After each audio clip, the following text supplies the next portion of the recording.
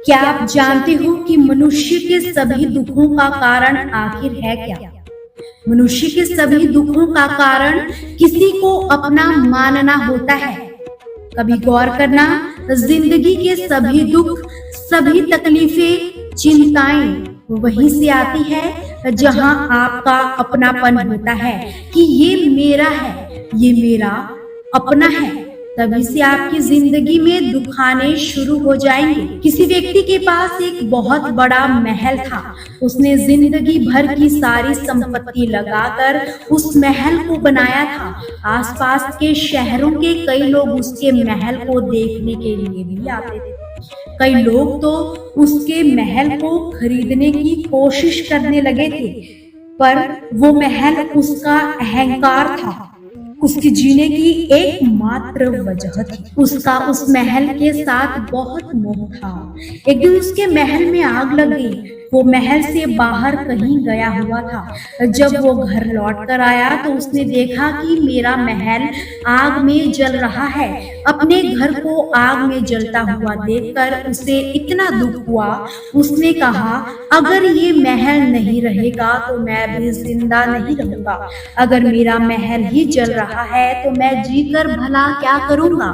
वो भी उसी आग में छलांग लगाने की कोशिश करने लगा कि किसी ने उसे रोक लिया कि ये जो तुम्हारा महल है, इसका सौदा तुम्हारे बेटे ने किसी और के साथ कर लिया था। जब उसे पता चला कि ये महल अब मेरा नहीं रहा तो किसी और का हो चुका है, तभी उसकी सारी चिंताएं खत्म हो जाती है। जैसे और लोग उस जलते महल को देख तमाशा देख रहे थे, वैसे ही वो भी वहां पर खड़ा हो जाता है। उतनी ही देर में उसका बेटा आया। वो अपने बेटे को देखकर बहुत प्रसन्न हुआ। उसे आशीर्वाद देने लगा कि तेरे जैसा बेटा भगवान सभी को दे। तेरे जैसा बेटा तो बड़े ही भाग्य से मिलता है। तूने तो मेरी जिंदगी ही बचा ली। आज इस घर में आग लगी है और तूने कल ही इसका सौदा कर लिया था।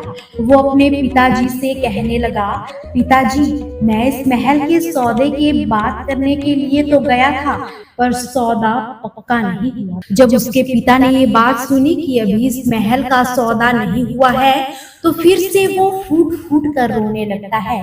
फिर से आत्महत्या करने की कोशिश करने लगता है। महल वही है, इंसान भी वही है, लेकिन जब घर मेरा है तब वो दुख भी देता है, खुशी भी देता है। लेकिन जब वो मेरा नहीं रहा, उससे मेरा कोई लेना देना ही नहीं, तो सारे दुख ही खत्म हो जाते हैं।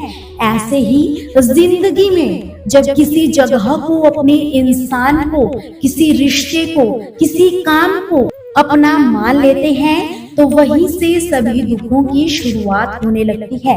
वहीं से हर तकलीफ की शुरुआत होती है। श्रीमद् भागवत गीता का पहला उद्देश्य भी यही है कि आप जैसे ही किसी को अपनी जिंदगी जीने की वजह मान लेते हो, जिसके बिना आप जी नहीं सकते, वो चीज, वो इंसान आपको बहुत दुख देता है। गीता का दूसरा उद्देश्य ये है कि आपने कोई भी कर्म किया हो, उसका फल आपको जरूर भोगना ही पड़ेगा। अगर आपने अच्छे कर्म किए तो जाने अनजाने किसी मुश्किल वक्त में वो आपके अच्छे कर्म आपको बचा ही लेते हैं। अगर आपने गलत कर्म किए हैं, पाप किया है, उसकी सजा भी आपको जरूर मिलेगी। कोई इंसान कितना ही छिप कर कर्म करे, चाहे वो कितना ही चालाकी से कर्म करे, लेकिन कहते हैं ना कि परमात्मा के, उस ईश्वर के चारों तरफ कैमरे लगे हुए हैं। हमारे एक एक कर्म पर उसकी नजर रहती है। हमारे एक एक कर्म का हिसाब रहता है उसके पास। गीता की ये बातें यही समझाती है कि कोई अपने आप को कितना भी चतुर चालाक समझता हो, लेकिन अगर उसने कर्म गलत किया है तो आज नहीं तो कल उसे उसका फल भोगना ही पड़ेगा। कोई भी व्यक्ति अपने किए कर्मों से बिना उसको भोगे कभी छूट नहीं सकता। गीता का तीसरा उद्देश्य यही है कि आप आज में जियो, कल की चिंता करना छोड़ दो। जो भी व्यक्ति अपने बीते कल में या अपने आने वाले कल में खोया रहता है, जिंदगी में कभी भी खुश नहीं रह सकता। आपकी जिंदगी में खुशी सिर्फ आपको तभी मिल सकती है जब आप वर्तमान में जी सको, आज के आनंद को प्राप्त कर सको। बीते हुए कल का और आने वाले कल का कोई वास्तविक अस्तित्व तो नहीं होता, वो सिर्फ आपकी बुद्धि, आपके विचारों में ही होता है।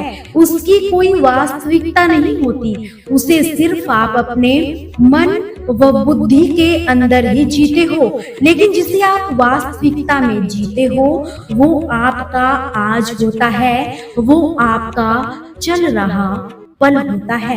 अर्जुन श्री कृष्ण से कहने लगा कि जिनसे मैं युद्ध करने जा रहा हूँ, ये सब मेरे भाई हैं, मेरे गुरुजन हैं। मैं इनके सामने भला कैसे हथियार उठाऊं, इनको कैसे मारूं? तो भगवान श्री कृष्ण ने अर्जुन से कहा कि जिन्हें तू अपना मानता है, वो सब अधर्मी हैं, वो पाप के पक्ष में खड़े हैं। और अगर तू इनका वध नहीं करेगा तो समाज में और भी ज्यादा पाप बढ़ेगा, क्योंकि जब ऐसे पापियों को कोई नहीं रोकता तो ये और भी ज्यादा पाप करने लगते हैं।